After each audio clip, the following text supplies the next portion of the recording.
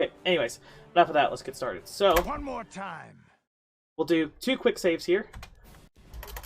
And what that does is, basically, we skip this little cutscene where we're supposed to be taking a nap in our bed, and now we don't have to watch that nap where we get rudely woken up. Trask is really confused, and now there's some other complicated stuff. So yeah, he just moved into a very specific X coordinate there that resulted in the game doing some improper bounds checking on the exit door to this module. So he just teleported straight out. And now he's doing a glitch called a hot shot that's allowing him to teleport back into the command deck. And he's going to do the same glitch again. We call this glitch a DLZ, by the way. And that's going to result in him becoming invincible because we have a minimum of 1 HP during the tutorial section. And usually a script takes that away, but since we return and then go back, the script never gets to fire. So yeah, we're invincible now, and we're running on the Spire. We're doing our thing. Yeah. I was kind of tuning out there for a second, so I don't know if you mentioned that the VSync deal. So this game has kind of like a weird movement system where we run it at higher frame rates. Kind of like if we're running against an object, we'll kind of bounce a little bit, which lets us hit like that more specific spot that we're looking for a lot easier. So with like what really boils down to is the reason these DLZs really work is because since our frame rate is unlimited whenever VSync is disabled, every single frame the game is checking where you're standing, and since the frame rate's higher, your location gets checked more often. So it's more likely you're going to catch that one instance where you're standing in the exact right position. See, told you guys, you don't have to have a big brain. I don't know stuff all the time. Yeah, take 2 weapon fighting there because we will be using 2 swords.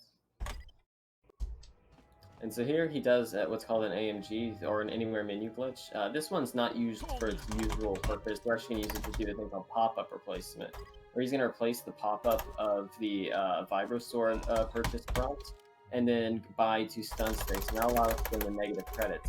Once we're in negative credits, they're effectively infinite. Technically they're not infinite, but it'd take like actual years to loop back around.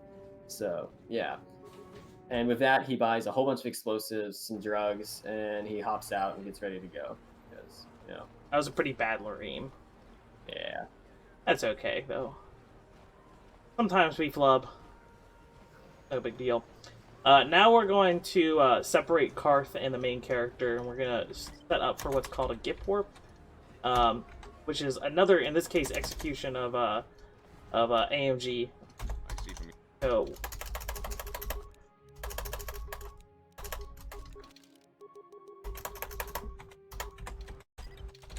there we go. Okay.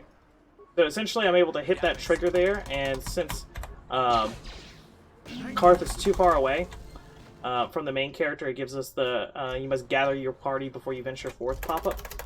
And we're able to switch that pop-up over to the main character since we regain control of our character movement through the use of AMG. Yeah, and so like the thing is that usually that like dialogue prompt will teleport the main character backwards slightly so they don't get stuck in the door. But since we swap to somebody else, it just teleports the other person to the waypoint instead, which has a lot of crazy applications because it's actually checking the nearest waypoint rather than the correct one that corresponds to the door. So we use that to teleport all over the place. We're going to see it again in a moment here where Karth is going to teleport to the exit. So also, you might be wondering why are we going on this mass murder spree here? Well, we need these guys' clothes. It's just how it goes. Whoops. Yeah, we really needed their clothes. Pothole? Why do potholes happen? I still don't know. So, I can explain it. It's kind of a bit off topic, but I mean... Go for it. So yeah, these modules are made up to have files associated with them called walk meshes, and every individual walk mesh which determines what areas have collision. They are separated into these different things called rooms, and wherever 2 rooms meet, there's this particular place along the seam between 2 rooms where the game doesn't recognize it as walkable terrain, just because of how it works. It's actually pretty similar to how there's just a tiny area where DLZ can happen. There's this tiny space where a pothole can occur, where there's this seam between these two ruins. And so if your character happens to land there, they'll get stuck, and you're gonna have to run around.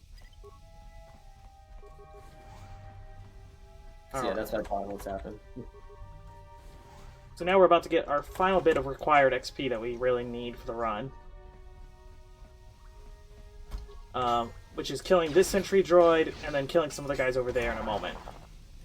We're still getting a sub 5 Gaiden Kira start, so that's good.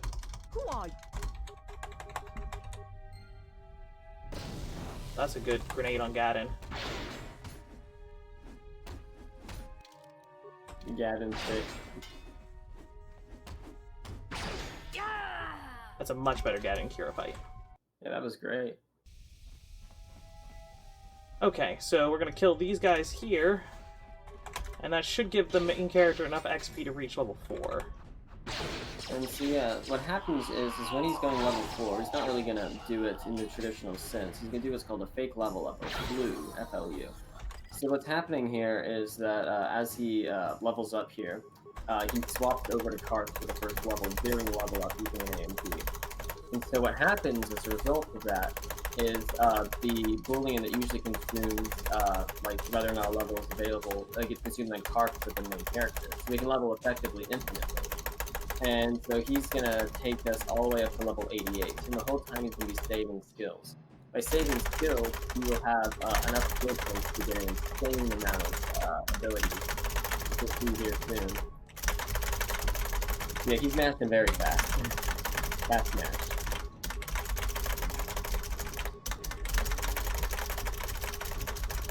Oh, he's going for it.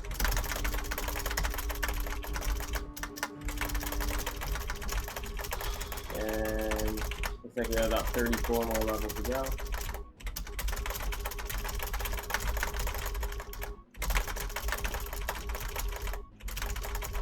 So ideally, he finishes this whole trick before, like, 7:30. That's like a great time.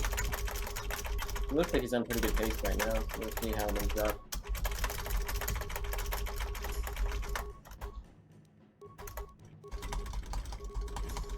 So yeah, we take 45 computer use for some hacking we'll do later.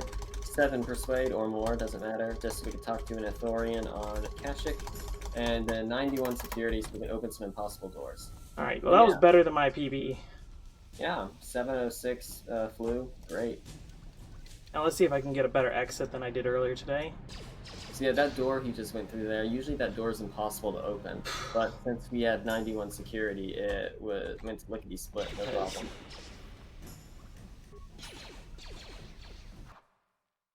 It was not that great, but that's okay. Yeah. We're going to set up a save here in Javiar's Cantina. This is going to be used for fast lanes and for us to hotshot back to later. And then we need to re-enter into the upper city, so that way we still retain the flu later on because of hotshots. Oh, come on. There we go. What of all these quick saves you do there?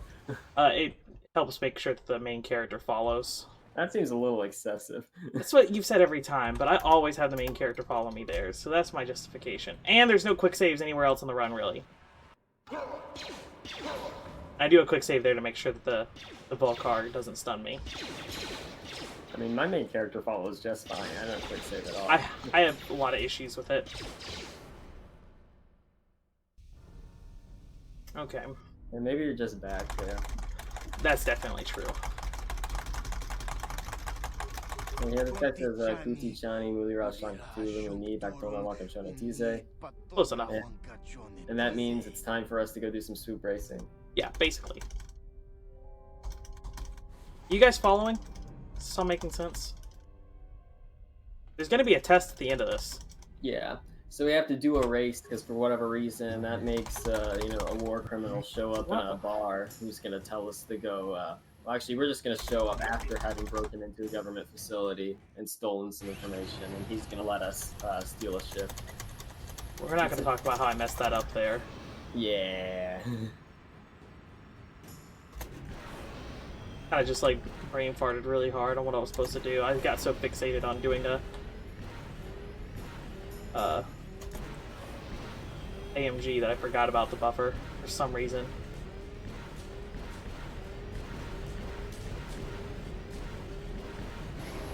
Keyboards love this. It's very healthy for the keyboards to get this kind of treatment from KOTOR. So yeah, what happens here is right now the variable still states that we finished the race, and we cancel the conversation before they change that back to needing to do another race.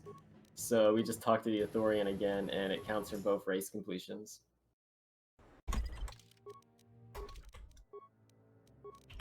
And now we're doing another hotshot to teleport back to the Upper City North. That was some bad luck there. Oh yeah, very bad.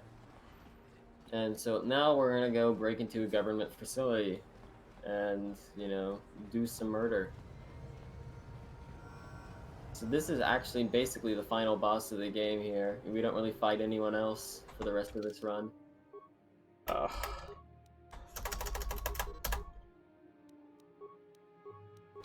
I don't know what I'm doing. Yeah, that was a weird level.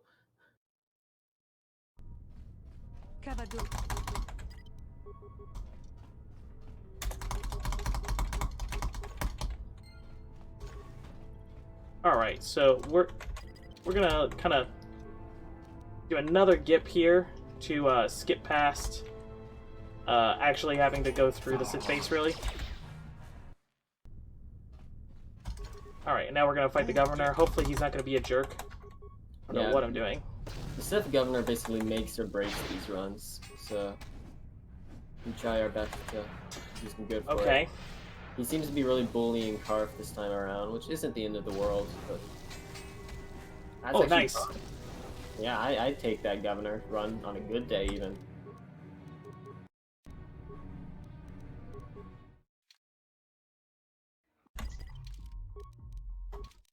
Okay, so now we're going to return back to Javier's Cantina, and since we now have the terrorist launch codes, and we've, you know, proven that we're the best in proven that we're the best swoop racer, then Canderous is ready to take us off.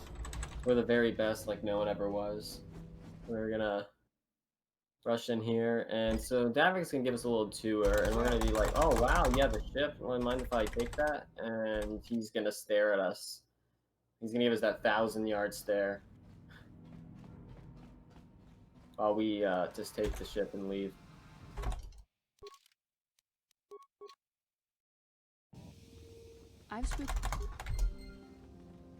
All right, and just like that, we're off to Danny Ween. Danny Ween, jeez Louise. Yeah, that's my split name's Dan's Ween. Okay, so here we're gonna do another DLZ in just a moment. Yep. First, we're gonna just skip past Belia there. She usually has a trigger for us, but we're just not gonna worry about it. Okay. Yeah, might need a quick save and quick load before you can do things, because you still have the dialogue queue going.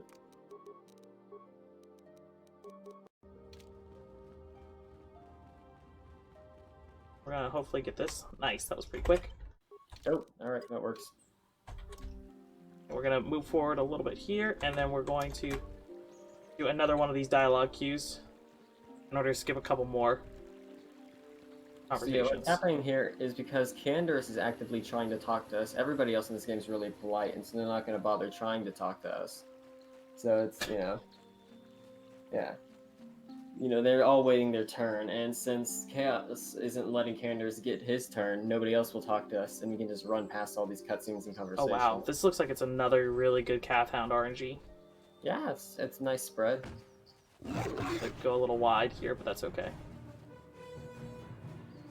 Alright, and you see this return Evanhawk pop up. This is a trick called a fast lane, which who knows what that was named after. And yeah, it's going to allow us to clip through this door here by retransiting at a right angle to it, and then coming back to a party member. Oh, that was really good. That's an insane DLC. Wow. Anyway, so yeah, he just did another displaced loading zone there to trigger the ruins transition very early. And so we're already in here way before we're supposed to be in here. And yeah, so just like that, we're going to try and do one more DLC. This will trigger the star map and basically wrap up Dantooine for us. That is a 30-second gold right there. So yeah, we are actually on world record pace right now, which is funny. Anyway, so yeah, let's just hop right into this.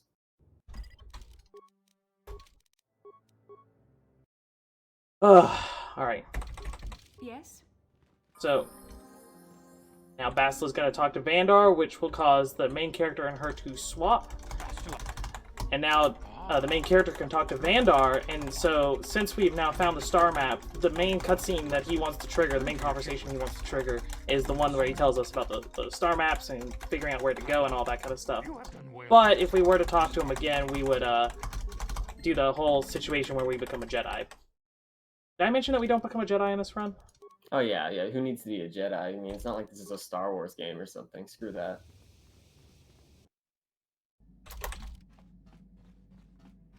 Yeah, you don't need to equip an alacrity there, by the way. Your alacrity should still be. Oh going. yeah, you're right. I think I should still be fine. Yeah. I might be able to drop one of them. I saw that you almost went to Manon there. I did. You think about the old any% route. This route changes constantly, by the way. There's constantly, it's just an ongoing think tank of how we can optimize it more and more. Honestly, the optimization and skill ceiling for KOTOR is just so high that I don't think we're anywhere near the best that this run could be. Okay. So now we are doing Kashyyyk. Now, you mentioned that usually we go to Manon first. That's a kind of like has a bunch of old stuff to it. The most recent of which we bought a bunch of thermal detonators and then left there. But now we figured out a method where we only have to go to Kashyyyk. We're going to do everything right here because we realize that our main character is a multiversal level being. Yeah, main character is actually just an eldritch god. I mean, there's no really any other, explanation for it. I mean, you're literally going to be doing some time traveling and some, breaking the bounds of universal logic here. Okay, so we're going to do another, ooh, that's bad. Yeah, it's alright. You can just redo it real quick. Okay, yeah, please cooperate with me.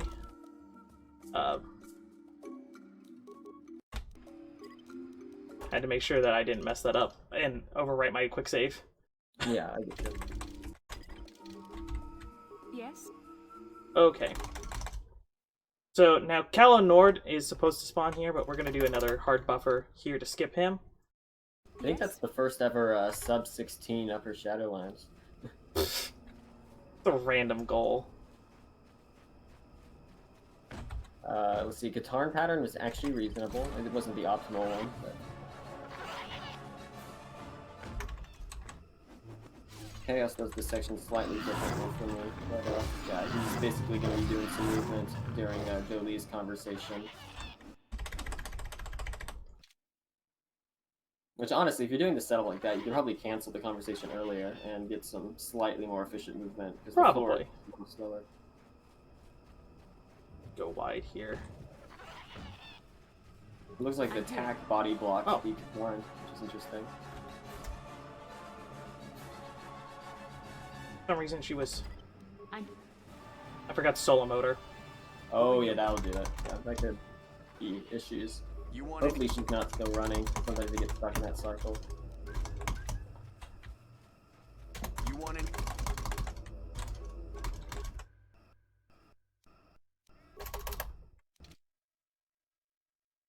I'm here. Where is she? Shit, she is all the way over here. Alright, well, so much for that world record.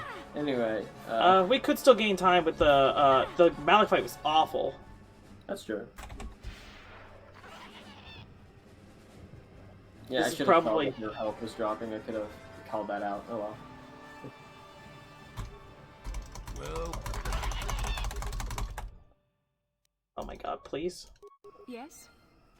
Oh, there you go.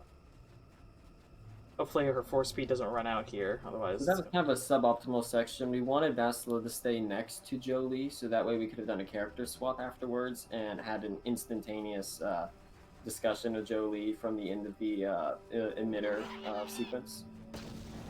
So yeah. A little unfortunate there, but we still are on a pretty decent pace. Okay, now for the routine. All right, so he's gonna return to the Ebonhawk here, and so that's gonna put his party members in a position, and the coordinates that his party members are at right now happen to match up with an area pretty close to the star map in the lower Shadowlands. So by doing a hot shot, they're gonna go spawn I'm over here. there, Yes. and so Bastila is gonna run and get the computer for Chaos real quick, and that's gonna get our first of the 4 star maps that we're gonna get here. Yeah, so what we're going to be doing is we're going to actually be duplicating star maps, and that's where the whole time travel and parallel universe garbage stuff that we were joking about earlier really comes into play.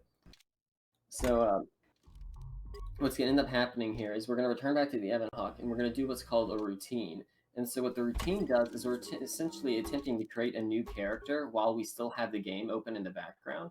And so that's going to delete all the content in the game except for, well, sorry, not all the content in our save, except for the current character that is loaded in at the moment. And so by doing that, of course, the star map that we just got has been restored back to its original state because the progress we got in that area has been deleted. So we can go and get it again, and it'll still save the variable increase on the for the global variables. So we're going to go get our second star map here. And so this is going to be 2 down, 2 to go. Yeah, so it's pretty straightforward. Just Yeah, it's just the trick of not messing it up.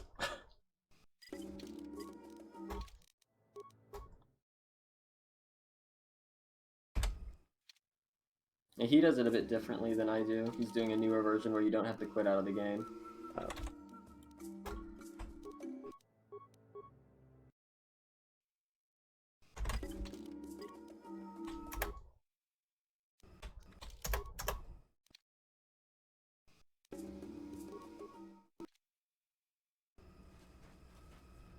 So this is our 3rd star map, right? Yeah. Yep.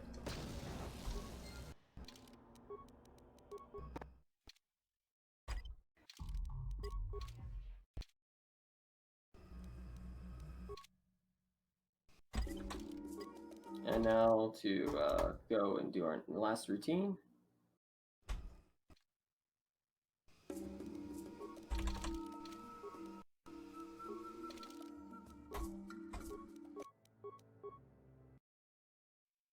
And then go hotshot one more time to get our 4th and final star map.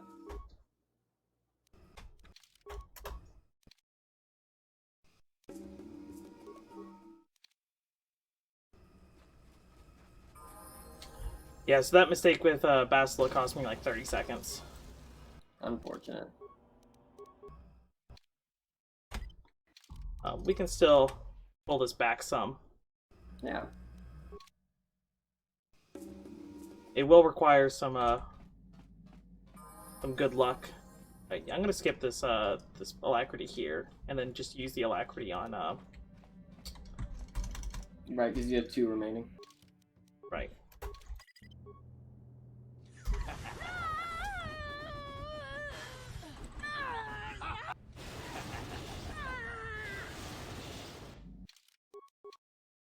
I mean, the easy answer would be just buy more alacrity. It takes like a fraction of a second to hit enter an additional time. Yeah.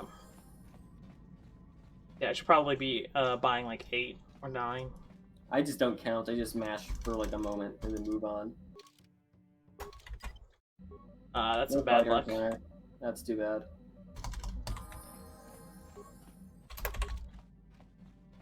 There's a bit of a time loss there. Yeah, I think that the world record marathon dream is over, but that's okay.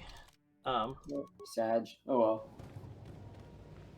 Especially considering we needed to get really lucky on this hotshot here. But I mean, who knows? We could just get really lucky on we could get really lucky on this stuff here, and we could get really lucky on the Malik fight, and maybe we'll eke out something by a second.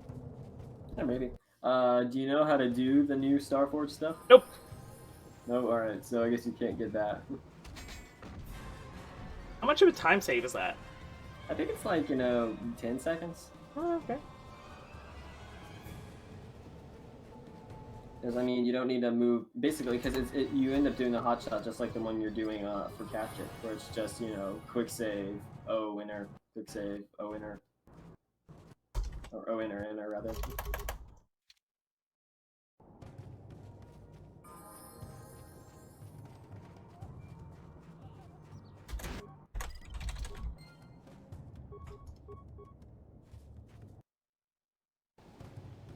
And then we want to...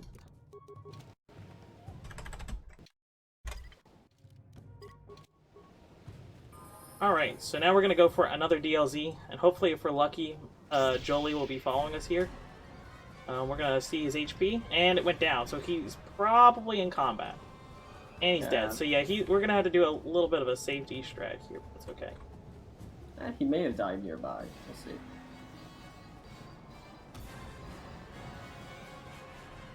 Okay, alright, no, that's fine.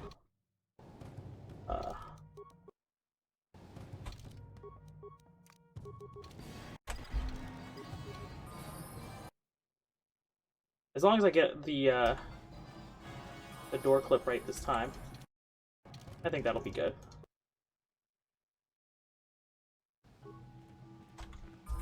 That didn't work? Oh my god.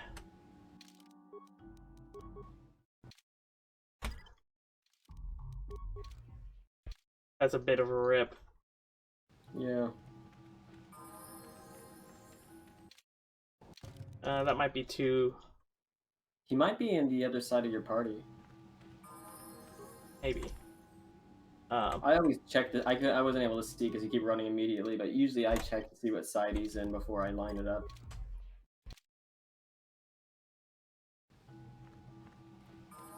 Try the other way. Usually shows up on the right side for me. That time it worked. Yep, he was on the left.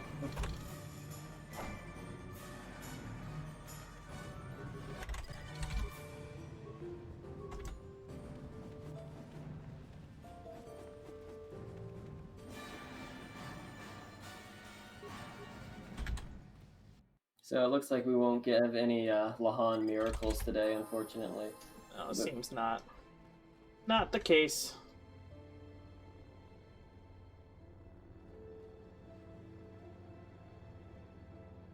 You always wait so long to cancel this. Come on, Bastila. We There's zero harm in canceling it immediately.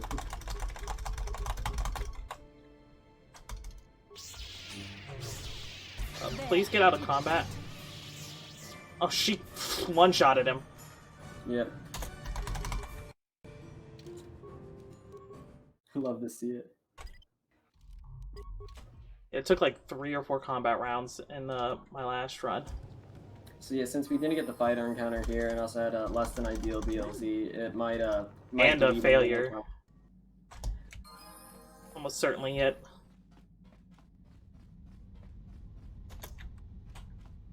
That's okay, we are nearing the end of the run, though.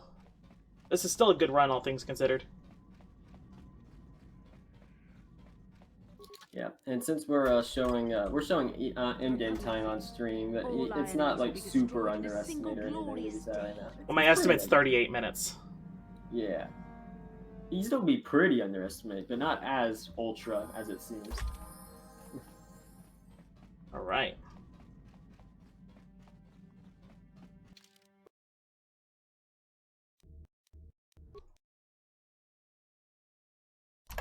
I think I can just do one there, but I always forget. What can I do? Yeah, I just do the single. Okay, so now we're gonna do a little bit of a... Yes? please? Thank you. We're gonna do a little bit of movement tech here. I'm here. By moving Bastila while the main character's moving, while we keep this, this GIP pop-up open.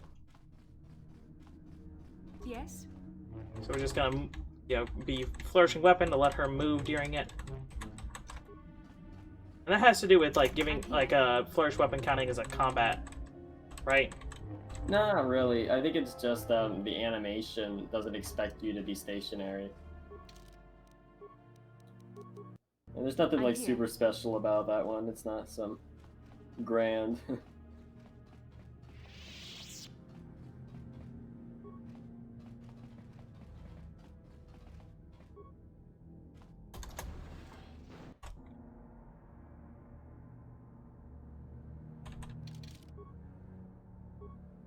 I'm here.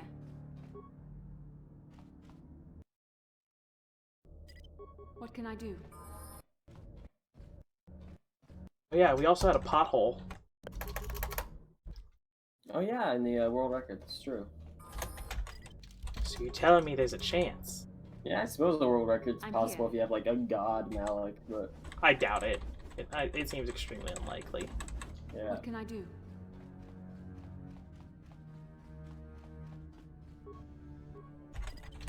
I'm here. I was a little potato there, but that's okay. Yeah. I'm here.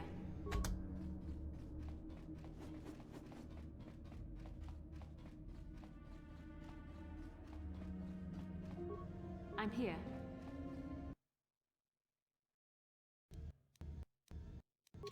That's another one you only need one buffer for. Paranoia.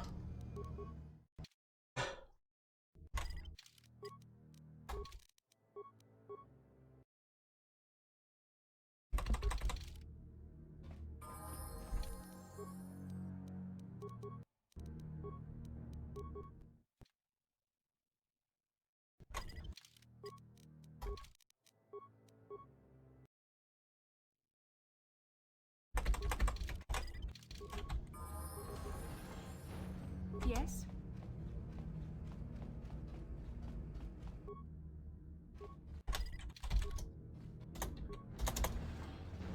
All right.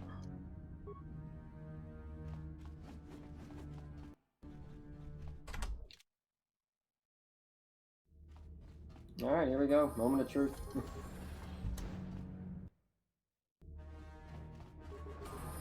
Maybe, honestly. I mean, it'll be very close. Unless I just really do a bad job on Malik. Again. Yeah. Well done, Revan. I will. I'm here. I'm here. What can I do? I'm here. Yes? What can I do? I'm here. Oh well. That was close. That's very close. We continue to look around you, Revan. That would have been record. Yeah, that would have been record had you not recorded earlier today. But yeah. That's 6 seconds behind the world record for those wondering. And yeah, you are about 6 minutes under estimate, which is great. Yeah. So, that was fun. That was a fun run. Yeah,